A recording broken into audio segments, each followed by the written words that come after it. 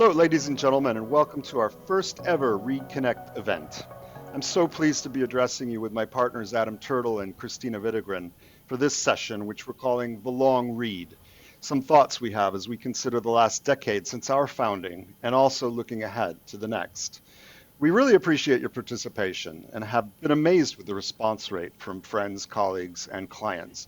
Our team wanted to recreate the joy of super return in a more idyllic COVID setting, appreciating that most of you may not be on the beach like this guy. Credit to the team here at Rede who came up with the idea for RedeConnect and have worked so hard to make this happen. Let me share some stats with you on the event. We have 28 GPs attending, 250 LPs, and over 700 roundtable participation slots allocated. That's versus 260 at Super Return last year in Berlin, which was a record for us then. So really, RedeConnect will be over 2.5 times more productive than Super Return, but without the hangover and at a fraction of the cost and with virtually no carbon footprint. So looking at what's changed since 2011, I think it's interesting that the secondaries market has grown roughly as much as the NASDAQ composite at about 4 times. Another interesting fact is that 90% of the firms in the 2020 HSA Dow Jones Private Equity Performance Ranking are new versus 2011, meaning only 2 firms persisted. It's quite a vast, drastic change. And this is my co-founding partner, Adam, 10 years ago. You saw earlier how much he's changed. But some things have stayed the same. Private equity continues to outperform. PE maintained about a 450 basis point spread over the S&P 500 over the decade. And guess what? Italy was in a recession in 2011, and it's in a recession again now, but even if for vastly different reasons. Joe Biden was in executive office 10 years ago, and he's back today, having been promoted. And of course, the rock of stability, Her Majesty the Queen, remains, and we mourn her recent loss. Our carbon emissions are also the same, sadly, at about 34 billion tons. We haven't lost ground, but boy, do we have a lot of work to materially reduce. And my colleagues say I haven't aged, but I really beg to differ. As I mentioned, we at Rede recently celebrated our 10-year anniversary. We're proud of the accomplishments that we've made in that decade. We've raised 48.5 billion euros in fund volume, with nearly 17 billion of that in new money for our clients. We've had 42 final fund closes, 13 strategic advisory projects, and 20 GP-led secondary transactions. We're mostly proud of our repeat client engagements, numbering 54 now, and working that across 32 different GPs. We are leading from the front on diversity and proud of that, with a team comprising 46% women, and even more impressively, perhaps 40% of the senior team being women. Look, Adam and I left investment banks to pursue a model where we only take on funds that we have real conviction about. Conviction is a value at the heart of Rede, and it's in our DNA. We tell LPs that we bring them the best of the market, and now we have been around for long enough to see if we're getting that right, to have statistically relevant information on that. So let's have a look. We actually invest in our clients' funds as well through a commingled vehicle called Rede Invest. This benchmarking shown here is across all the private equity funds we've worked with. The performance is excellent and well distributed across vintages. It also includes several first-time funds and emerging managers that we've helped put into business, such as Summa Equity, GHO Capital, and Volpe Capital. If you had invested in our funds or co-invested with Rede, if you will, you would be in the top quartile pretty much across the board. We think this performance would stand up very well versus fund of funds of an equivalent period. 43% of Rede funds are top quartile today. And as the chart on the right shows, if you'd invested $1 in our funds pre-2016, you'd have about 1.7x in TVPI, and post-2016, just under that. Our GP clients are also expecting a lot of distribution activity over the next 12 months, so these DPI figures will go up from here. But now it's time to look ahead to the next decade in private markets. Enough crowing about our achievements. Let's look forward. This last decade has proved more than anything else that making predictions is really hard. I mean, who would have predicted Brexit, Trump, and a global pandemic? But besides celebrating our first decade, we want to take a look ahead and make some predictions for the next. Making predictions obviously opens us up to getting it wrong, and this is being recorded. But we really didn't want to play this safe. We challenged ourselves to make some fairly bold or less obvious predictions. So looking at predictions for the markets in 2031, we foresee the private markets undergoing a great rotation, as we call it. The continued massive growth in illiquids will start to fill gaps that exist currently in the risk-return spectrum.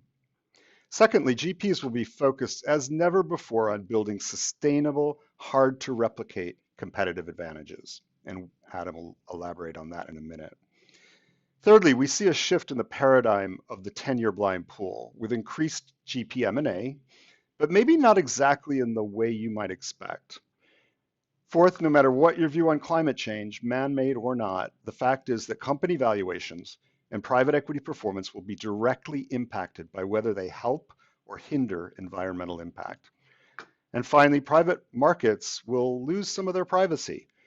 We will be more and more in the spotlight of public opinion, and that'll lead to more government oversight.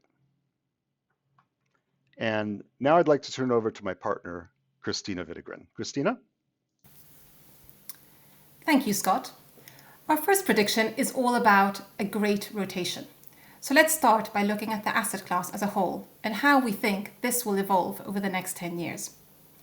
We all know that private equity has seen record levels of growth over the past 10 years, with AUM almost tripling between 2010 and 2019. Last year saw a small dip, which is to be expected given the pandemic. But as my colleagues Alex and Gabby will reveal in their presentation tomorrow on the latest trends in LP sentiment, our Rede Liquidity Index score for the first half of this year is 65.5, a record high since we started this index. As a reminder, this index works in a similar way to the PMI index. So any number above 50 signifies growth in excess of the growth seen in previous 12 months. So the growth will keep on going. But as you can see on this slide, on a relative basis, private equity still remains a very small part compared to global market capitalization at only 6.6%. If we kept that percentage constant, that would mean that global PE AUM would grow to 13 trillion by 2030. Whilst if we believe PE will continue to take a larger share, as it has done, and increase this to 10% of total, that would imply a $20 trillion industry. That is over $15 trillion of additional PE AUM. So how is this enormous amount of new capital formation in private markets going to happen? In part, it will be funded by new pockets of capital, not allocated to private equity, today coming online. As you can see on this slide, the global macro story of the last 20 years has been emerging markets. And as these economies keep growing and maturing, so are their savings and their pension funds. Today, South Korea's national pension scheme is already number 3 in the world at over $700 billion, and it is expected to triple over the next 10 years. And in Latin America, Mexico has proposed to increase contribution rates from 6.5 to 15% from 2023 through 2030, which would have an enormous impact on AUM. And then, as you can see here on the right, there is the huge move towards the democratization of the asset class, with the good people at Moonfair and other such platforms working very hard to make sure that this becomes a reality. And you don't need to believe much in terms of market share to see the huge inflows that this would mean, with only 5% representing $1 trillion in potential allocations. But more than the huge inflow of new capital pools, we believe there's a huge rotation on the way across institutions, where the old way of thinking of asset allocation split by equities, fixed income, cash, and a small part to alternatives is moving to a liquids versus a liquids concept, and with investors splitting equity and credit across these two buckets. This is a shift that has already happened at the Swedish AP pension funds, a journey I've been following very closely personally. Up to the end of 2018, the AP funds had a 5% cap on private equity, which was very frustrating as they were very susceptible to any swings in the market and restricted from investing for years at a time. There was a lot of debate about lifting this cap, and finally, at the end of 2018, the government decided not only to lift the cap, but to restructure how they thought about alternatives more broadly and put a 40% cap on illiquids. Not only does this mean that there is a huge potential growth for PE, but this also opens up for a broader set of assets that they now are looking to invest in, such as private credit and infrastructure. And as the asset class expands, we will see a drive to fill these gaps, just as we can see with the AP funds. This expansion is something we've already been seeing in private credit, with growth of this asset class and separate pockets becoming increasingly larger year by year. And we think this will spread across many other areas through a drive to fill the gaps in strategies and across the risk-reward spectrum. Another feature of credit is obviously fee compression, and we think this is something that will come to private equity as well. As you break the dividing lines from public markets to private markets, you will start seeing trade-offs between cost, liquidity, and how actively assets are managed. This is also heavily driven by the shift from defined benefits to defined contributions, which is putting a lot of pressure on fees. An example of this is Nest, UK's largest workplace pension scheme, who today has no investments, no exposure at all to private equity due to the fees. Through the great rotation and larger allocations, the lines between liquids and illiquids will increasingly become more blurred. And this is evidenced by recent partnerships that we've seen between groups like Hamilton Lane and Russell Investments, linking privates and publics. All this leads us to believe that there will be an emergence of a new private equity light product. We're calling this the Armani Exchange version of private equity. Lower cost, some aspects of liquidity, and lower active management than you would get in a traditional PE firm. Not a replacement to private equity, but a different model that sits between the two.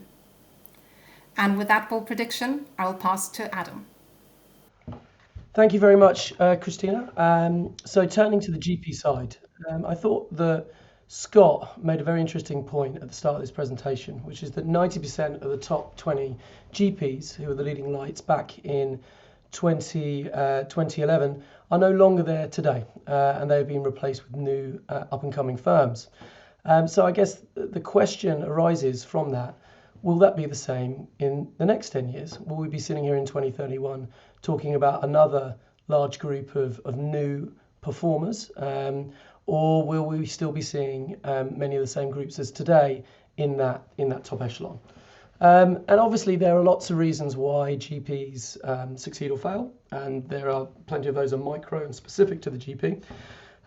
So there will naturally be some churn. However, we do think there are some reasons for believing that the GPs are building around themselves walls or moats of competitive advantage that may well expand over the next decade. And I think we'd probably go further, which is to say, rather than a proliferation of private equity firms, as we have seen over the course of the last few years and the last decades, we actually think that it's quite possible that the number of private equity firms in the next 10 years won't grow at all. There will be significant change, and we'll talk about that. But there will also be significant proliferation of those GPs and growth of those GPs based around core areas of advantage as a way for those GPs to turn those moats that they have into oceans. So we do think that there's going to be a slightly different evolution of the market in the next 10 years than there has been in the last. So moving forward, what is the driver behind all of this? Well, quite simply, private equity is a tough industry. This graph shows you, this is an industry where we judge on relative, not absolute performance. And if you're in the third or the fourth quartile, it's quite difficult to raise another fund. As you can see here, half the groups are in the third or fourth quartile. That's maths. But beyond that, half of those groups fail to raise another fund. If you look back historically at some of the evidence that we analysed.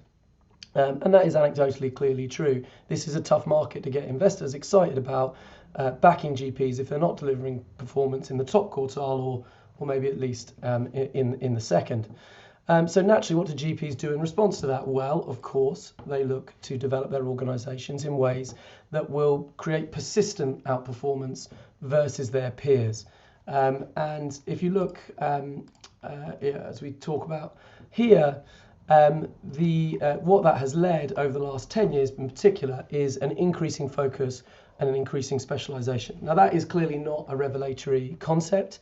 I think we're all aware and we all see every day the increasing specialisation of private equity firms, and that's all about them trying to get that little bit extra performance versus their peers that will allow them to sustain and allow them to fall into the higher performing part of the private equity industry. And you can see here that specialised funds, this is one form of specialisation, this is sector specialisation, where now today nearly half of the funds raised are single sector specialist funds, which is quite a remarkable change. Globally, it's even more pronounced, I think, here in Europe, where that trend has really started to hit over the last few years.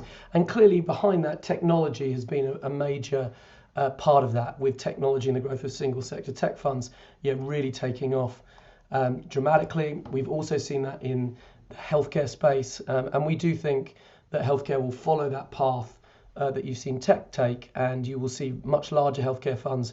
We don't think it's at all unreasonable that you would see a 10 billion euro healthcare fund. Now, sector is clearly not the only form of specialisation that you can have, and this graph does not pick up the fact that of the 53%, clearly many of those firms many of those supposed generalists have clear elements of specialisation, whether it be by deal type, whether it be by value creation strategy, that they have developed into their business in order to give them consistent outperformance. And it's more or less impossible today to raise a fund unless you've got some element of specialisation. To try and make some predictions about the future, what do we think is going to be interesting? We don't have a crystal ball, but we do think that whilst, if you like, application software has been a key growth area for the last 10, 20 years, we think the application of that software to analog businesses will be a big theme. Digital transformation, people that specialize in that area, will be a major part of the sector mix. The combination of healthcare and tech into health tech is something we think is very interesting. It's a massive area where huge change is needed, and private equity can form an important part. And then within the climate arena, which Kristina will talk more about, we think that's going to essentially grow into a sector almost in its own right, where we're going way beyond energy, where dealing with companies' carbon footprint in various different ways becomes something that is very important, very interesting as an investment area.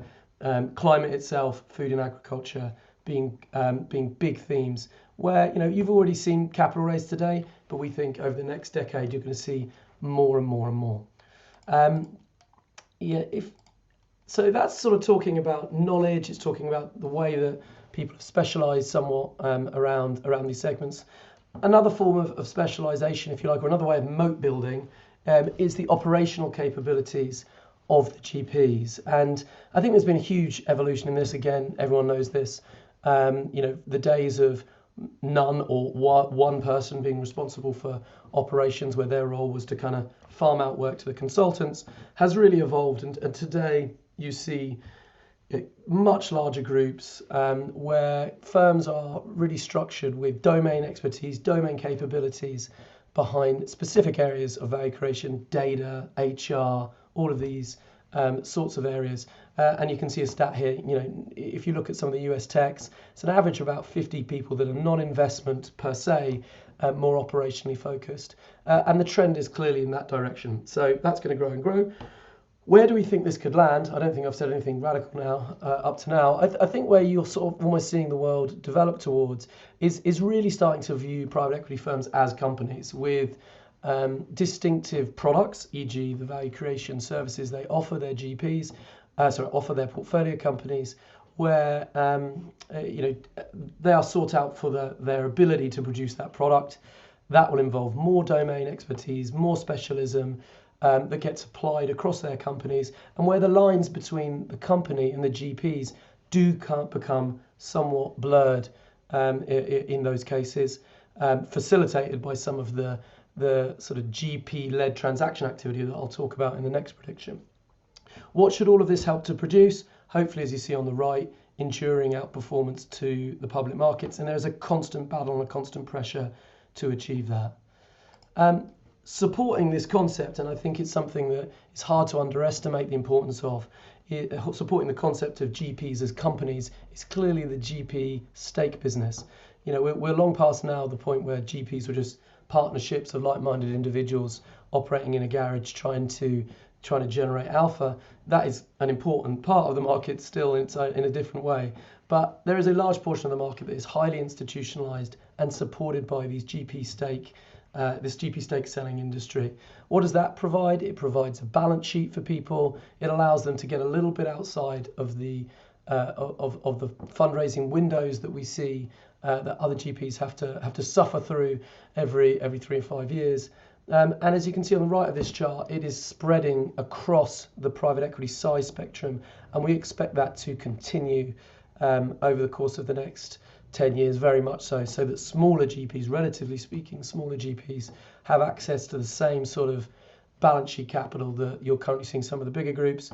What does that allow? Investment in team, investment in new strategies, investment in the funds that they're investing, all of which helps to build the moats and the walls around the GPs, helps them to secure continued outperformance, and maybe we'll keep them in that top 20 group over the longer term. However, the next slide shows you can build a moat, but it's an evolving industry, and the dragons trying to come into your castle may get more evolved in themselves over time, and your spears may no longer be appropriate in terms of fighting them off. So whilst there's an ongoing moat building, there's a constant need for evolution as others seek to storm that castle. So we think that this kind of the dynamics, the drivers that will encourage GPs to keep on seeking to do this will only continue. Final point in this section, again, what we're saying, as I said at the beginning, you may not see a huge proliferation of the number of GPs. Isn't that awfully depressing if you're thinking about setting up a first-time fund? Well, again, I think it's certainly not a bleak picture in that respect. Why? Why? Because those dragons, they exist. Creative destruction is real in this industry. It's a high reward industry, and so people are always trying to get into it. They're coming up with new and innovative ways to do it. And quite often it's easier to build innovation in a new setting than it is by addressing an existing business. And so there's always going to be creative destruction in this business. There's always going to be a third and fourth quartile performing managers. So there'll always be opportunities to replace existing firms. Secondly, as we say, the star trader will always get funded. There will always be a bid amongst LPs. This is an entrepreneurial business. People understand the power of entrepreneurialism on the investment level, but they also understand it with GPs themselves, that's an attractive part of the market to target as long as you get the right people. But I think it is fair to say that the barriers, if you like, to raising a first-time fund have gone up in terms of some of the aspects that I've just covered. The need for infrastructure has gone up a little bit from perhaps what it was in the past. And so I think the third side of this, the seeding industry, the growth of the seeding industry, which is really the growth of capital providers who are providing capital to get people into business, taking some additional share of the upside for doing so. We think that that's a really interesting business. It's still pretty limited, if we're honest today. We would love to see it grow. We think that as some of these barriers rise and some of the and the need to have more critical mass on entry increases, you will see capital providers rise to meet that challenge, and the development of that market over the next 10 years. So the next section that we're going to touch on here is more around the structure, if you like, of how capital is invested in the private equity industry, and we'll talk a little bit about the famed end of the 10-year blind pool, which is something we've talked about has been talked about in the industry for a long time, and it's something where regularly it's predicted that we will see an evolution, and we do think we're going to see a real change in this.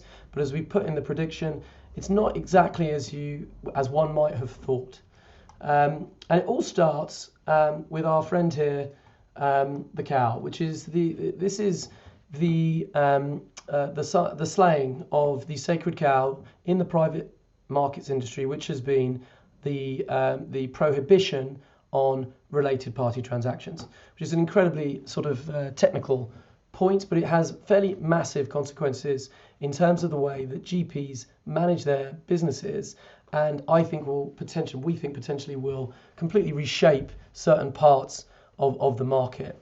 And again, it is quite remarkable how much what was previously seen as off limits in terms of GPs executing a related party transaction, e.g. selling an asset from one vehicle they own to another that they own, how that has evolved from being an unmanageable conflict to one that people feel is now manageable and indeed can actually be a win-win for all parties involved. This is something that's happened relatively recently in terms of any scale, and it has triggered major consequences across the industry. And again, going back to the 10-year blind pool concept, one of the knocks on the private equity industry has always been, yes, you guys say that it's 10 years, but it's not really 10 years. It ends up taking 15 years to invest these funds. And indeed, if you look at the stats, 2005, 2009 funds, 82% of those are still active. So we sell this as a 10-year industry. It's not actually what it is. And why is that the case? It's not necessarily through anybody doing anything nefarious. It's just quite simple. GPs need more time in order to run out those, to maximize value from their portfolio companies. And it's difficult to make that fit always within a 10-year period when you obviously have events that get in the way. One potential way of addressing this was the growth of the long-term fund. And this is something that has been much written about. And there have indeed been certain funds raised behind this strategy. But actually, when you look at it in the context of the overall industry, it's a relatively small phenomenon, still only 2%. So it hasn't really exploded for a number of reasons. But one of them is that the investing through 10-year blind pools is just so ingrained in the architecture of this industry that it's hard to change that. It's easier maybe to figure out workarounds.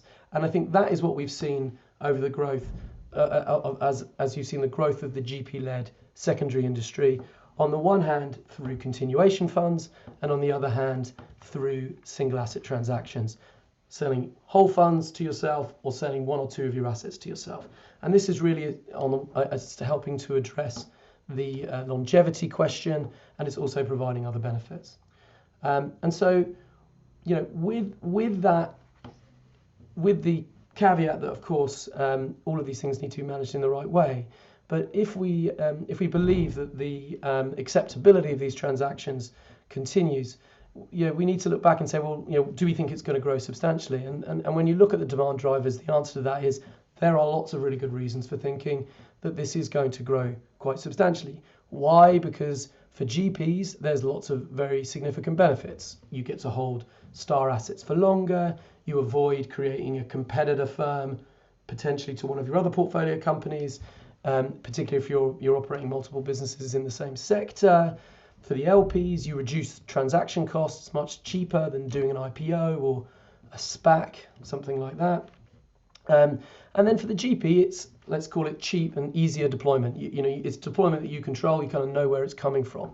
And so when you look at the chart on the right, I think the bold prediction would be that at the moment we have the GP-led secondary market in total is about $30 billion, and the total value of transactions where GPs sell to other GPs is just a little bit shy of $200. And given that most GPs, given the choice, would probably rather sell these assets to themselves rather than to another GP, we will expect that percentage or that relative proportion to increase quite dramatically in the years ahead, to it almost becoming a standardized part of the fund architecture and the way GPs do business. And we think that this in itself is going to have major consequences, as we show on the next page. Firstly, and this is where the 10-year blind pool will end, because actually what we've said so far is the 10-year blind pool is going to remain.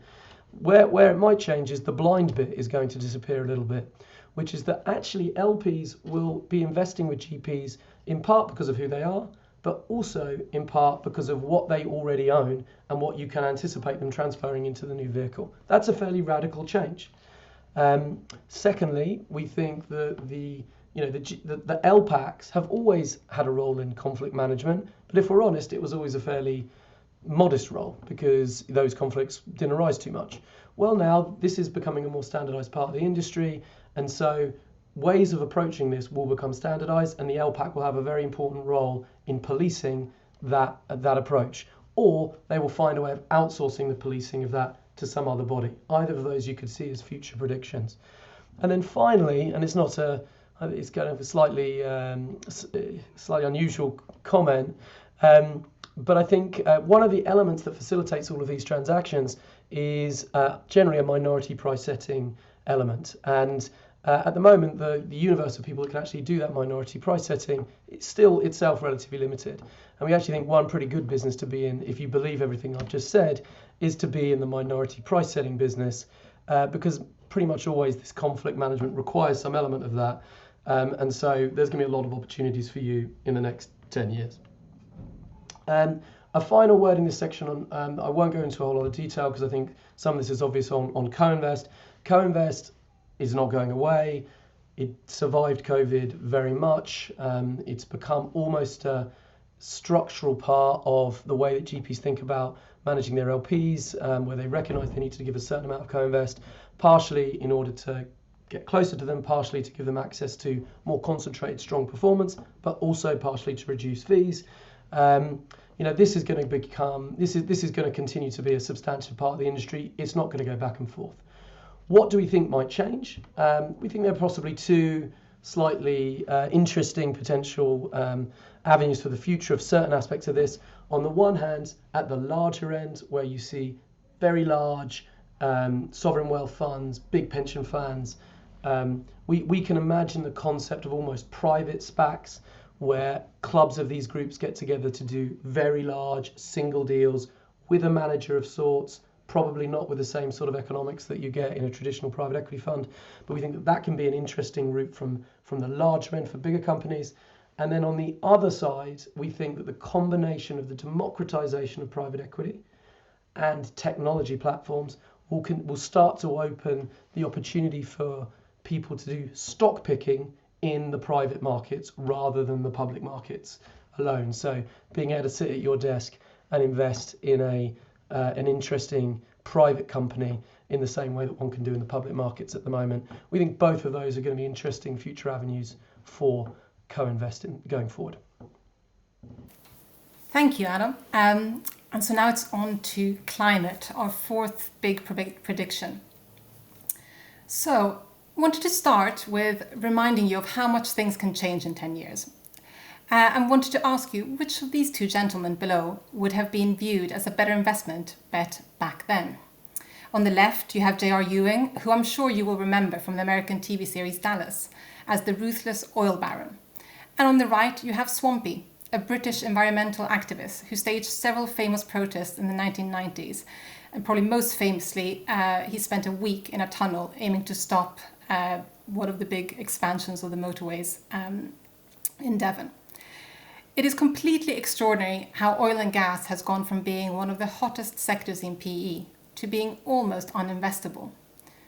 Similarly, when we are thinking back to our journey, when we were looking to raise an environmentally oriented fund back in 13-14, we were seriously debating changing their pitch book colour from green, given the connotations that had back then.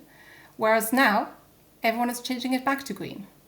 So as Scott said earlier, it is really hard to try and predict how things look for 10 years ahead. So what do we need to believe in order to clearly see that carbon usage will be a key economic driver over the next decade? Well, first of all, that the temperature rises present unacceptable climate risk, and that these temperatures keep rising. Second, that governments will increasingly be committed to reducing carbon, which of course we've been seeing through the governments around the world continuing to set fixed dates as to when net zero needs to be achieved. Third, that legislation will be passed forcing businesses to address their carbon usage. And finally, that companies will be forced to change or risk breaking the law. And as Adam mentioned earlier, with every passing year that we get closer to these government net zero commitment targets on the right, the drumbeat will keep getting louder and louder. And it is this backdrop that you need to think about when you're considering investment decisions.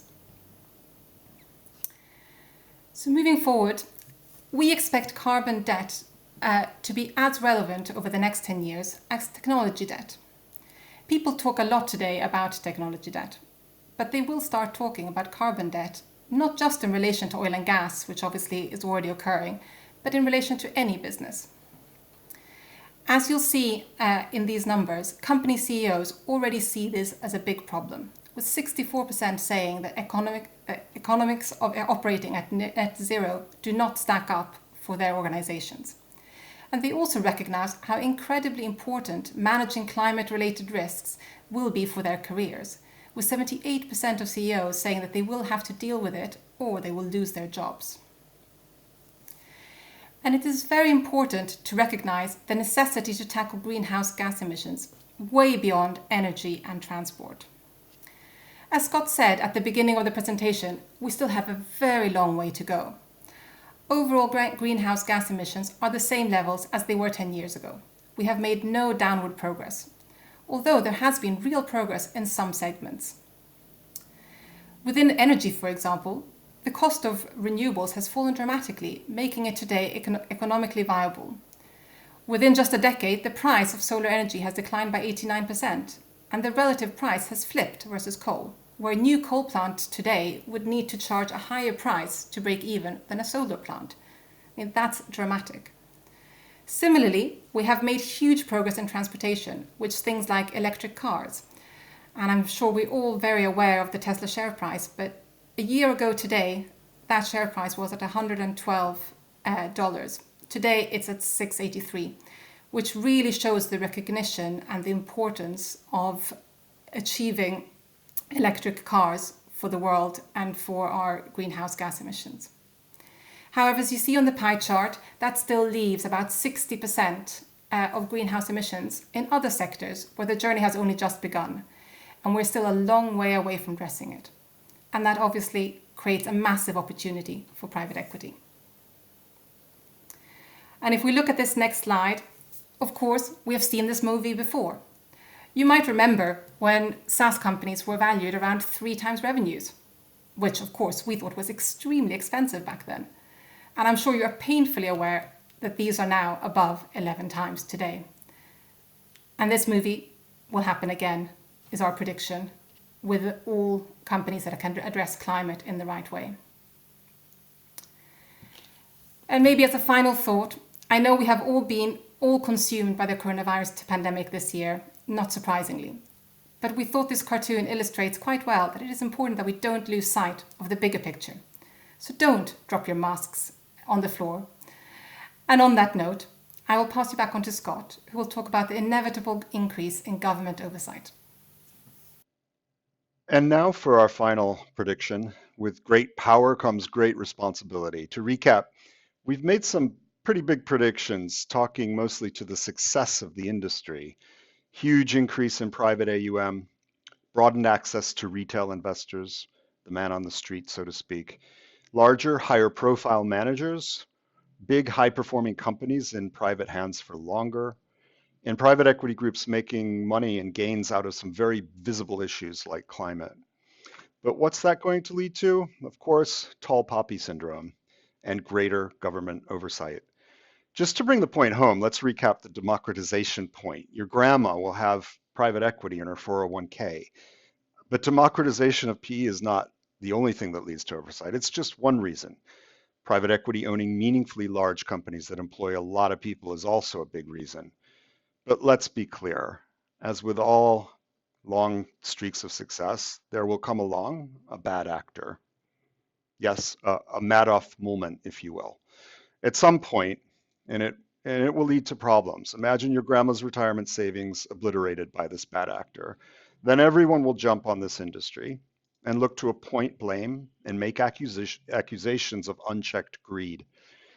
And that will increase scrutiny and regulation, which could eventually lead to the end of privacy as we know it in the private markets. Running through the points on this slide, transparency and reporting will put pressure on the concept of patient long-term capital. Regulation and compliance will increase the costs and friction within deal-making and ownership. Visibility and scrutiny will introduce reputational risk and a spotlight on carried interest and remuneration, of course, tying in directly to tax policy. What does this mean for the GP? On organizational structure, strengthened compliance resource, in-house communication departments beefed up.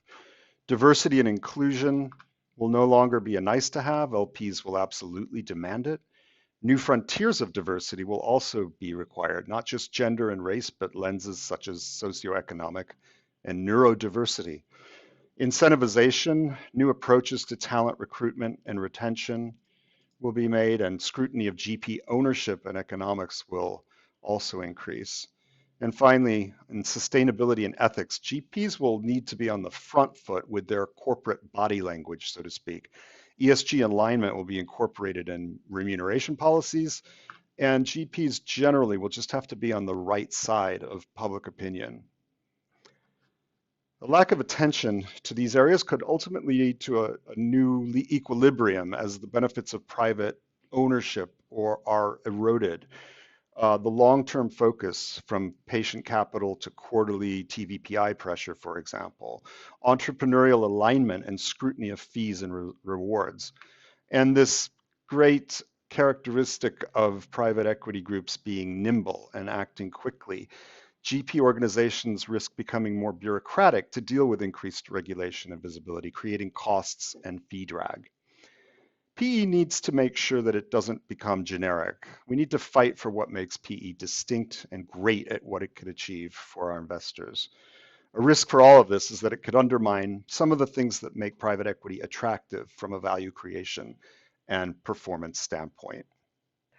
So, where we ultimately end up in all of this will be somewhat driven by how GPs adapt and behave, and not least investors as well, and how we contribute positively to key stakeholders. Ultimately, that's up to all of us on this call and in the industry as a whole.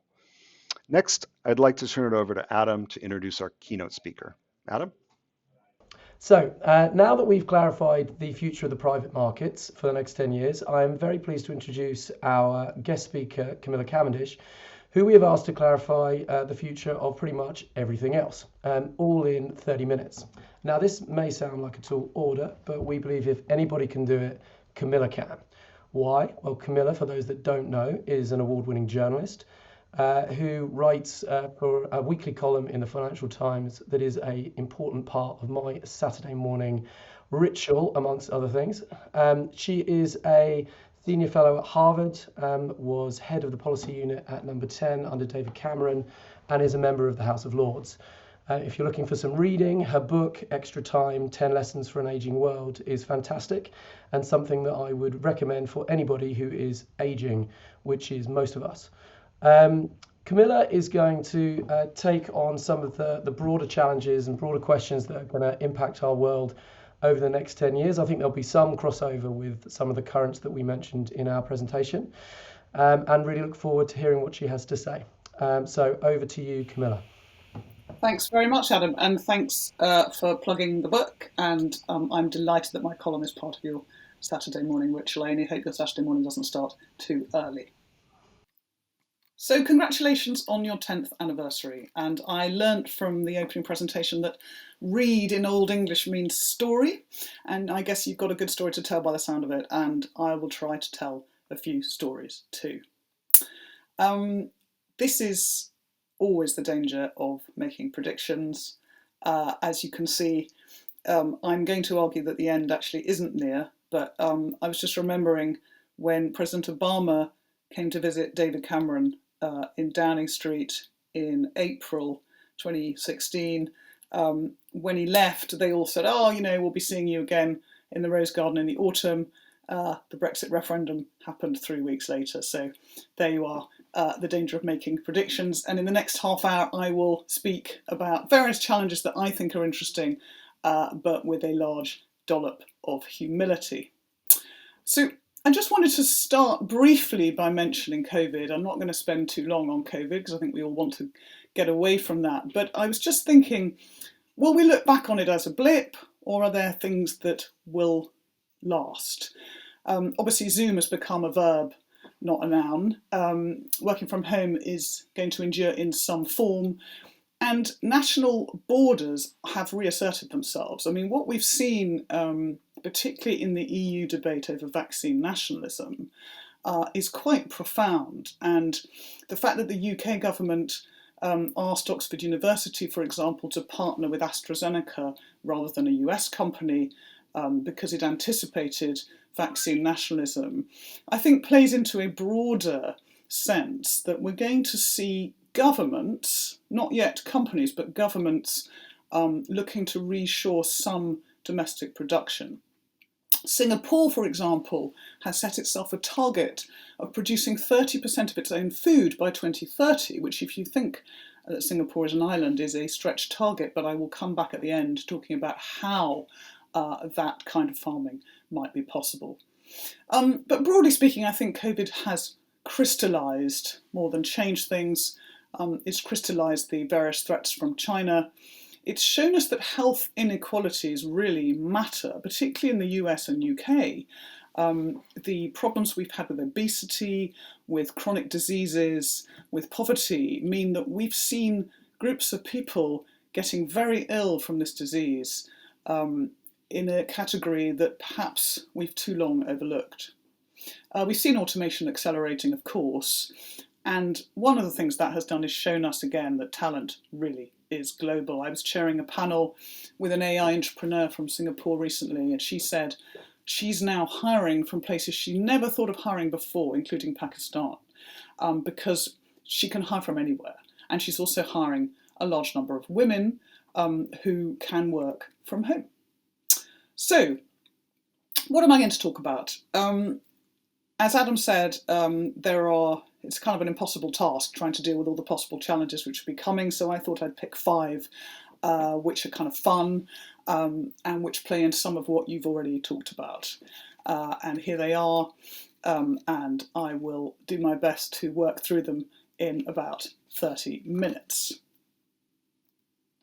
So, here is a statistic that is a historic first. In 2020, last year, for the first time ever, we had more people on the planet aged 65 and over than we had children aged 5 and under. And that shift in the generations is going to mean that we have to rethink an awful lot of things. Jobs, health, retirement. It's also going to change the very notion of family. If we're not having so many children anymore, who's going to support us in later life? How is the relationship between the generations going to develop? Now, if you want to look at this in more detail, you can go to the world's oldest society, which is Japan, where I spent a lot of time on the book that I wrote that Adam mentioned. This is a classic population pyramid. If you start on the left, you'll see that in 1950, Japan looked like most countries in history. You have a large number of young people supporting fewer older people at the top. By 2015 in the middle, this looks more like a barrel. You've got a quarter of the population over 65. And if you go to the right, the projections for 2050 look more like a flower pot with the fastest growing group of people in their 80s. And actually most countries outside sub-Saharan Africa are headed in a similar direction. First, because obviously we're living longer, which we all know. Second, because of falling birth rates. So this slide just shows you that the average woman in 1950 had around 5 children. That had halved by 2015. And there are now 83 countries in the world with fertility rates below 2.1, which is the replacement rate we need to maintain the population. And we're going to see in the next 10 years some countries start to shrink, Japan being one of them, and by mid-century, countries like Poland, South Korea, Russia will be shrinking too. Now, governments are panicking about this. This is the rather amusing campaign put out by the Danish government, and I've chosen the sanitised version here, but they have been encouraging couples to have more children. Now, I've interviewed women all over the world about why they're not having children, and there are a number of reasons. Career, cost, in some cases, unfortunately, because one thing we haven't changed is the biological clock, and some women can't find anyone to settle down with. But the truth is that women are generally unmoved by campaigns like this. The trend is set to stay. Now, what does this mean for the future of work? Well, this chart shows you projected changes in working age population in different parts of the world. And if you look here, you can see that China is already in decline in terms of the number of people it has between 15 and 64. China is actually getting old before it gets rich. And I think, and a number of commentators think, that is going to change the geopolitical relationship it has with America, because if you look at the American line, which is towards the bottom of the chart, you can see that its working age population is set to remain relatively stable. That is largely because of immigration. Immigrants tend to have more children than residents. Now, of course, in some ways, these charts are too pessimistic, because in fact, it's not old age that's getting longer, it's middle age. And a lot of these people will probably be working beyond 64. In America and in Britain, 1 in 4 people are now unretiring and going back to work. Some because they need the money, some because they miss the sense of camaraderie and office life. So we have to be a bit more optimistic, I think, about how long people can work for. And that is already translating into a big trend we're going to see in the next 10 years. This is what I call the other 5G. It's the multi-generational workforce, spanning up to 5 generations, as you can see here. And in fact, some of the most interesting interviews I've done with people are trying to manage the communications chasm between different generations on this chart. Sort of digital immigrants and digital natives. In fact, what you find is that for all the stereotypes we have, there are a lot of similarities. Gen Z and boomers both want flexible work. Millennials and Gen X frequently want to work somewhere they feel ethical purpose. And actually, you know, what the research shows is that although managing multi-generational workforces will be a key challenge for the coming decade, it's also possible. And if you manage them well, they can be more productive because, broadly speaking, older people can be more loyal and can be better at handling conflict, and younger people can be more dynamic and have more ideas. And there are a number of brilliant examples. The car company BMW decided, for example, to create an older person's working line in a factory, where in fact the productivity became the highest in the workplace because they supported them with what they needed. A lot of this is simply about organisations really beginning to understand their workforces, listening to them and building bridges. Now, in terms of the future of work, we're quite conventional about how we see careers. We still see them like a ladder. Despite all the talk about automation and flexibility and all the other things, a lot of us in our heads have a sort of career timetable where, you know, big corporations are still putting people on the partner track in their early 30s. They're still setting retirement ages of 60. They're still squeezing a lot of people just at the moment of parenthood and actually not getting the best out of them.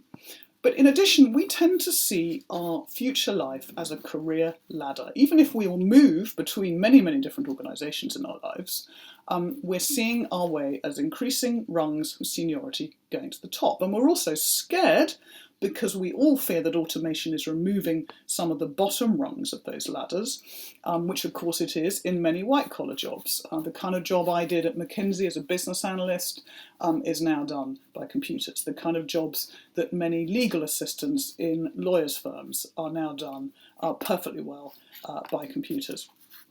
And the thing about a ladder is that a ladder is quite rigid. There aren't many options.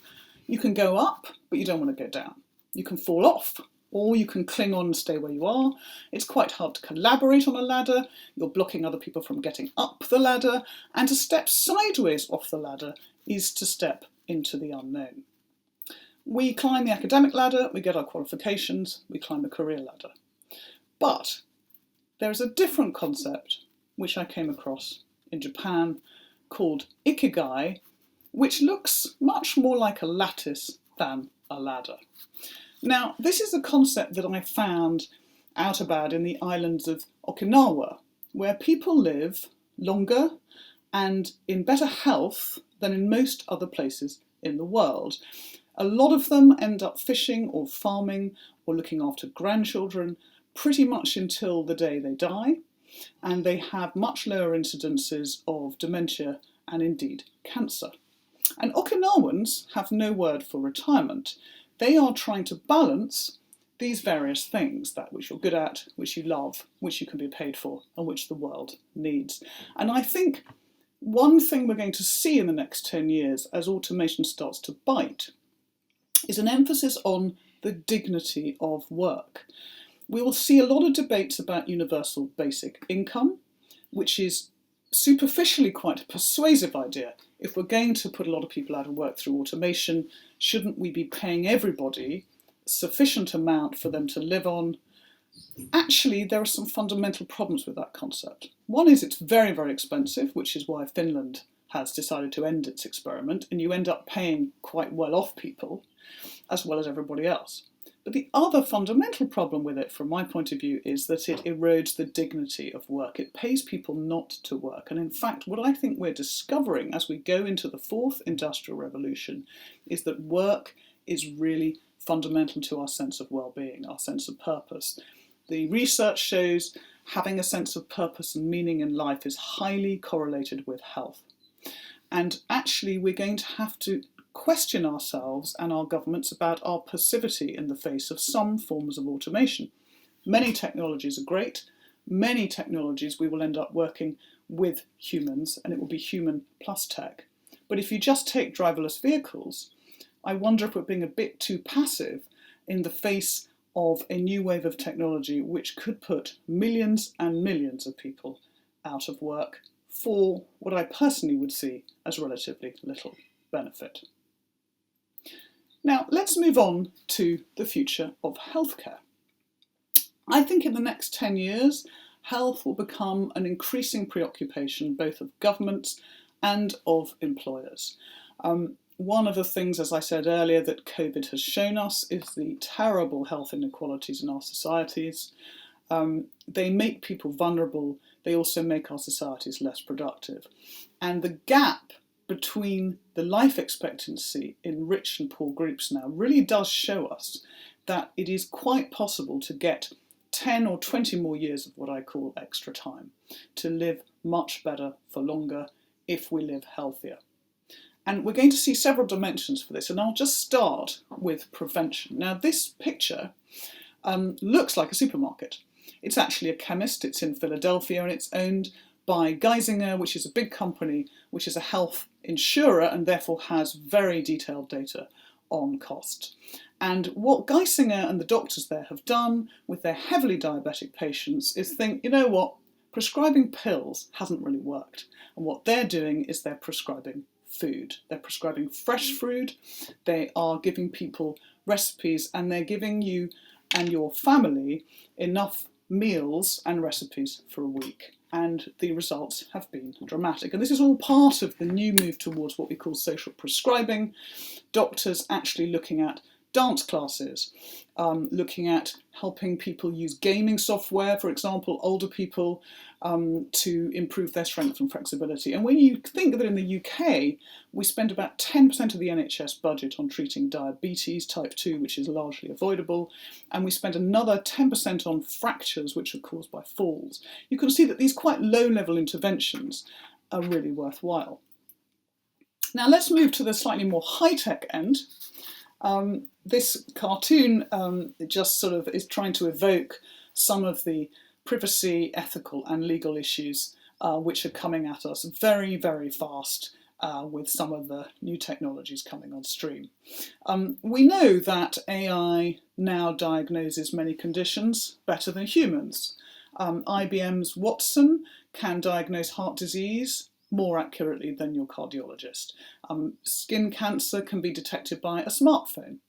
And at Moorfields Eye Hospital, which is close to where I am now, they've actually saved more people's eyesight because they have developed algorithms which can spot diseases of the eye faster than a human. And of course, we're seeing Google, we're seeing Alibaba and other companies trying to also get into this space. Interestingly, though, the studies suggest that we, the patients, don't trust the algorithms. We believe that we are unique and that our own doctor knows us better than the algorithm. So I don't see the doctor being cut out of the equation anytime ever. I see the doctor as moving to having more of a bedside manner and being able to explain some of the complex probabilities which we're going to start getting through genetic information. But what are the issues that are going to crop up? Well, privacy and the legal issues around that are going to be major. A few years ago, DeepMind used the records of 1.6 million patients from the Royal Free Hospital in London, and they were found to be in breach of some of the data rules. I think we are probably far too squeamish as a public about health information. We happily give most of our other information away to companies, but there's got to be a lot of convincing about that. And the other question is, of course, gene editing. As we get into the world of CRISPR technology, which can cleave open the DNA, this is raising a lot of questions, not just about how we tackle congenital diseases, but also potentially how we might be able to change things in the body which will change the germline. Those are big ethical questions which are not just the responsibility of scientists, they're responsibility of all of us. And of course, what we've seen in COVID is that the UK has been far ahead in terms of sequencing genomes. We've sequenced around 350,000 genomes of people with COVID. The UK has a big advantage in this area. So take advantage of that in the next 10 years is going to mean sustained funding from government and partnerships around the world. Now, if we get a bit more extreme, of course, some of the people that I've talked to in my Harvard research about longevity have been billionaires who are seeking immortality.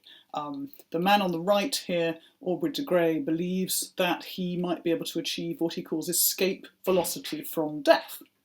Now, I'm quite sceptical about some of those claims, but what I do believe we're going to see in the next 10 years is a race for the anti-aging pill.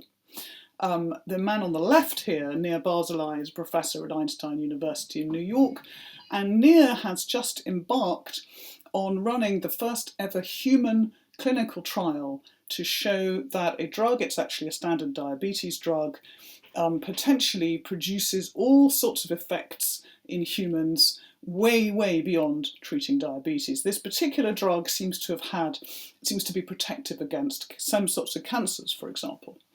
And what Nir Barzilai and many of the geneticists and biologists that I've interviewed believe that actually we need to move medicine on from just treating one disease at a time and one part of the body at a time to trying to treat the underlying drivers which repair our DNA. Something that tends to happen as we age is that our bodies get poorer at replacing and replenishing DNA. Our neurons don't fire quite as well in the brain, the synapses don't work quite well. There's a number of genes that have been identified which can help with this process, and potentially we might be looking at living longer, better, actually having fewer years of illness. The key to this, though, is going to be regulation. The FDA in America has licensed the Nir Barzilai trial, but they were reluctant to do that because, of course, it actually suggests you can treat aging itself as a condition. Unless you can do that, you can't really license drugs that might treat the underlying DNA processes in the body. And other regulators, I believe, are now going to be looking at that. And if the trial does show good results in humans, we may see a revolution in the regulatory processes around the pharmaceutical industry, which will unlock, I think, a new generation of therapies which will be as important in the 21st century as antibiotics were in the 20th. Now let's move on to climate, which you dealt with brilliantly in the earlier presentation. And as you said, it is the climate emergency, stupid. For a long time, we've been like frogs sitting in our boiling water, happily sipping our drinks. I think where we're getting to now is the hurricanes, the freak weather incidents, the melting of the permafrost and so on are beginning to become more obvious, and we are all beginning, many of us are beginning to worry like the frogs on the right. And, 10 years ago, I guess we thought we had a bit more time than we do now. And the worry is, of course, that there's increasing evidence that we're moving away from the safety valve of 2 degrees. We've had heat waves in the Northern Hemisphere, we've had flooding in China, and the question of tipping points, which, were theoretical 10 years ago, are becoming real. The Siberian permafrost is melting, we're seeing the Amazon rainforest begin to diminish, and all the other arguments that you made very well earlier. One thing you showed in the earlier presentation was a chart of government action. And I can't reproduce it here, but you listed a number of governments which have committed to a net zero target. But the point I should perhaps make in response to that is it's not very many governments, and they don't represent very much of the carbon dioxide. The US and China, as you said, have both produced policy documents on this issue, but they haven't yet made any kind of commitment. And that is, of course, where the debate is now going to be. This Christmas, we get the Glasgow summit, the next UN summit, COP26. I just put up here 4 of the faces that will be having influence on that summit. Xi Jinping, obviously top left. China is, continuously opening new coal-fired power stations at the same time as investing considerable amounts in renewables. Mark Carney on the right is, of course, the government's envoy to COP26, and Alok Sharma, bottom left, who probably few of you know, is the government's ministerial representative, and on the bottom right is, of course, John Kerry, who will play a very big role, because the Biden White House really does want to use COP26 to make something happen. The British government, of course, very, very keen, again, to use COP26 to build a better relationship with the White House. And of course, having swung free of the EU, the UK needs all the allies it could get. So a lot of work is going on behind the scenes. There won't be a global carbon tax. Joe Biden has pretty much ruled that out. What I think you will see is a number of sectoral agreements. Obviously, Mark Carney and the finance sector are working on producing much more transparency about carbon, as you said in the earlier presentation. I mean, we're now seeing stranded assets. I mean, we're seeing oil and gas industries that 10 years ago were hot stocks turning into something that people are starting to worry about. So those trends will continue. But I'm never quite sure, having watched many of these summits for 20 years, how far things are going to get on the day. We're also going to need the public, I think, to keep up the pressure. And many governments, will need a steer from their publics to keep moving forward. And what do we, the public, do? Well, we eat a lot of these. I've become really, really interested in the debate around vegetarianism. It used to seem to me to be a sideshow. I think the next 10 years, the debate about meat eating is going to come centre stage. The truth is that if an alien came down from Mars today, he might actually think that the dominant form of species was not the human, but the cow. There are at least 5 countries in the world and many American states where there are more cows than humans. We also, of course, to feed those cows, are growing soybeans, clearing forests to do that. So there is a very, very strong environmental argument. This is not just about cows, it's about other farm animals, by the way, but there's a very strong argument, I think, for moving away from the colossal amounts of meat that we eat in the West and from trying to deter some other parts of the world from matching that level of consumption. And the intensive farming practices that we now have, the use of antibiotics, All of those things are coming together in a way that is really, really very unhealthy. And if we reflect again back on COVID, I think there's a strong story to tell that will continue to be told about some of the unhealthy links between farming and humans. Now, I just took this chart. Apologies, it's a bit busy, but it gives you a sense of how much better for the environment it would be if we moved away from conventional meat towards cultivated meat.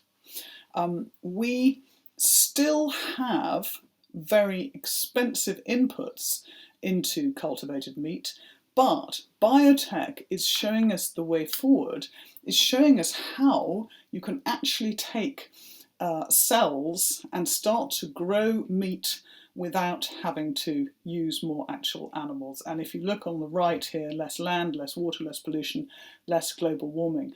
There is, I believe, a very strong argument now for investment in some of these companies. Most of them are in the US. I just ate an Impossible Burger the other day and actually really enjoyed it. These products have suddenly, again, jumped a barrier.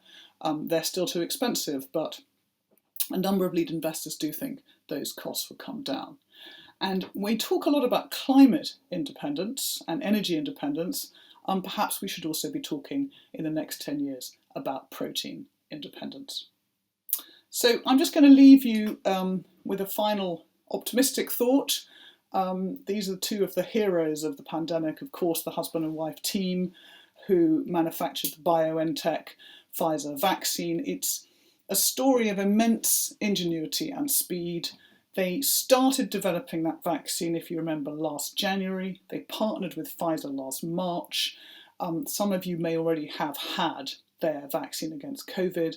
And of course it uses mRNA technology, which is in itself going to produce a whole number of medical breakthroughs at a speed that none of us thought was going to be possible even a year ago.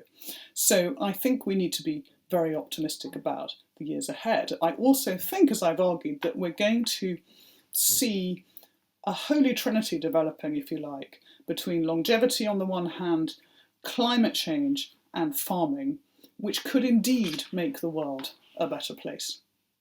But whatever is on the menu, I think it's going to be hugely exciting. Thank you for listening.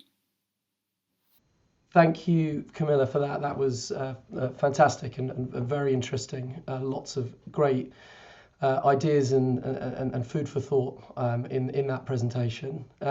Also, some things that touch on some of the areas that we addressed in our presentation.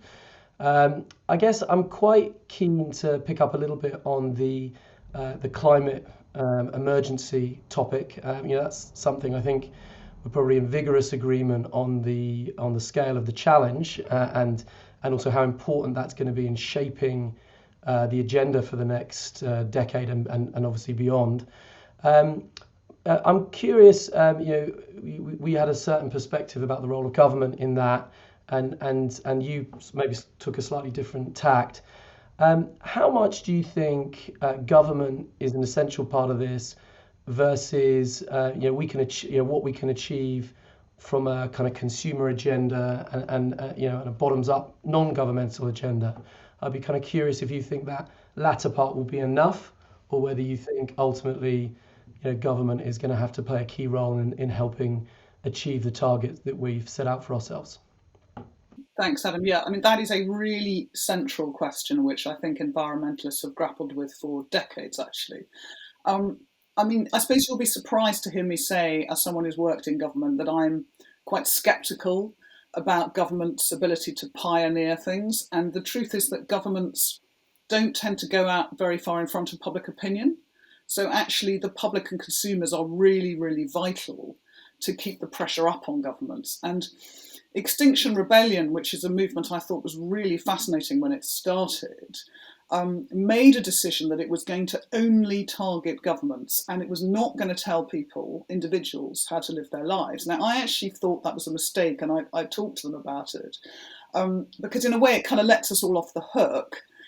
And it also lets governments off the hook. And their position, and a lot of environmentalists would say, it's no good blaming people because we're all kind of trapped in an industrial system where the choice is fake, right? So their position is, if you're in the supermarket and you're choosing between two products which are encased in plastic and have travelled thousands of miles, it's not a real choice. But I actually do think that consumers and the public have a vital role to play now, and that governments will respond to that, and that governments, in fact, will be really hindered if they don't experience that kind of pressure. And the UK government has a pretty good record on greenhouse gas emissions, partly because of the dash to gas in the 90s.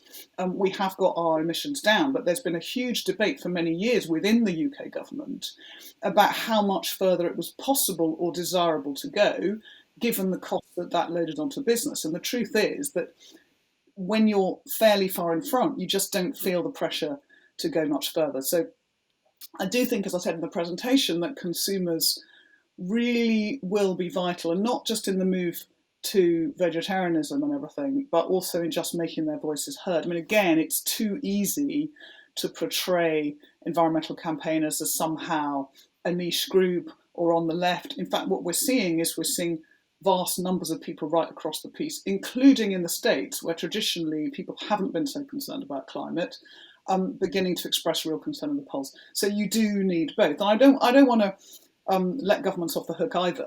I mean, that's where the regulatory frameworks have to come from.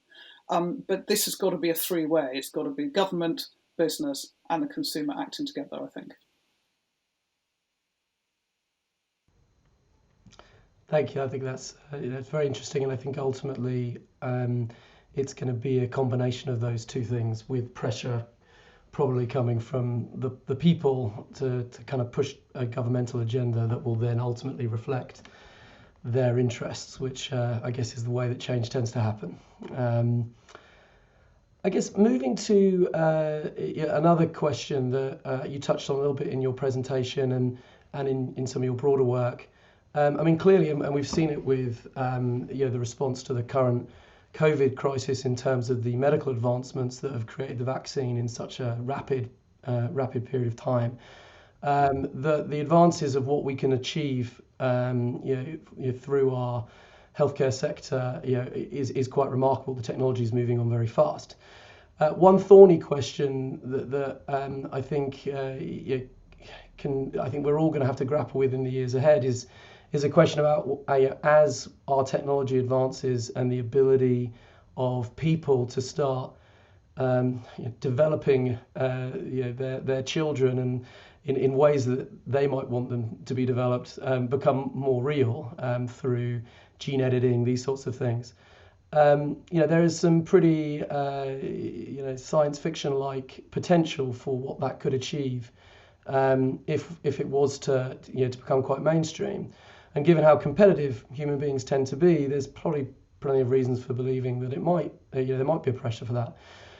What's your perspective on the outlook of that whole segment, going beyond maybe dealing with congenital conditions and things which is already happening, and into a broader the broader agenda?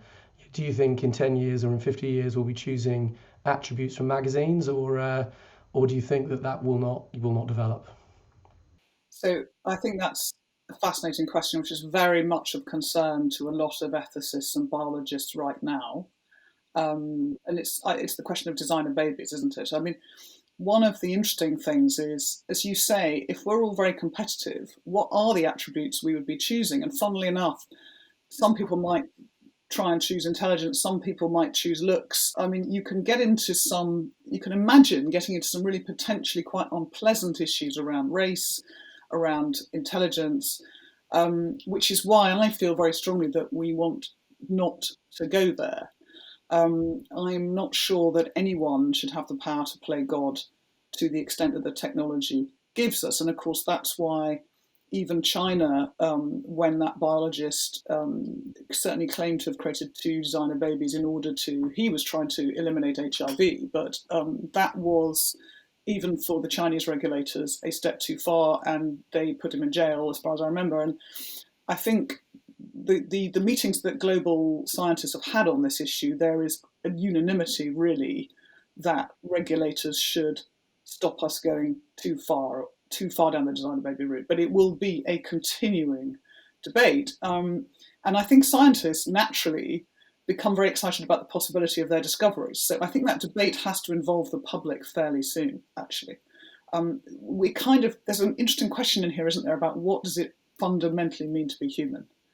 And if we can start to, as you say, not just remove terrible congenital diseases and not just conceive through IVF, which obviously we already do, but in fact acquire new characteristics which are inheritable, then what does that mean to be human? I think there's a very, very big debate we need to have about that. Thank you very much for your time, Camilla. Very much appreciate it. Lots of things to think about. And good luck with the book. Thanks so much. Great pleasure.